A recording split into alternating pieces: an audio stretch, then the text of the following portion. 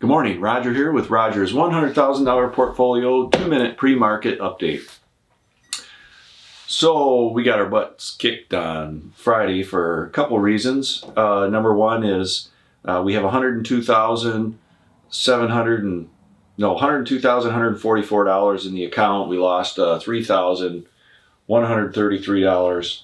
How did we do that? Well, number one is Boeing is a big part of our portfolio, and they lost 6.36% on Friday, and took a couple other risks, if you will.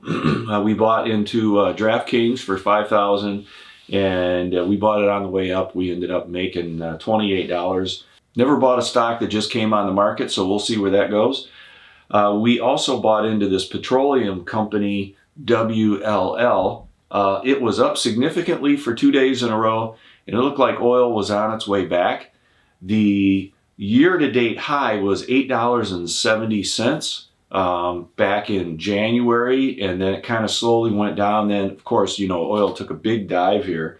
Just look at your gas pumps right now. Right now, it's at $1.12. Well, so I thought long term, that's a good bet. The only problem is after I bought it, on Friday, it lost 30%. Yikes. Fortunately, we only have $5,000 of it, but long term, it should be good. But in the meantime, we lost $3,000 for the day. And so that was a little gut check there. So how did the pros do? The pros gained $707 in their portfolio, and their account is at $112,160. So let's take a look at each one. Okay, here we have our portfolio, and the highlighted ones are the current holdings, and we can see we're going for the big gainers here. So actually we don't have JP Morgan right now, so I'm going to unhighlight that. We have Sleep Number, Tempur-Pedic, Delta Airlines, Boeing, and Cliffs, and you can see they all have great upsides still. If we take a look at the pros, I want to just mention one thing, is that even though these are still big gainers, what I noticed along as I'm tracking all the other ones that I've been tracking for a long time, these gains, potential gains, are slowly disappearing. And they just keep getting lower and lower. So I can see the market creeping back up. And okay, let's take a look at the pros. And the pros, these are all the holdings. If you're on your mobile phone, these are probably kind of small numbers, but you can see all the new holdings here. So we actually have 17. Each one of these positions, we started out with $5,000 in there. We can see the weighting here off to the right. So in communications, we have 2.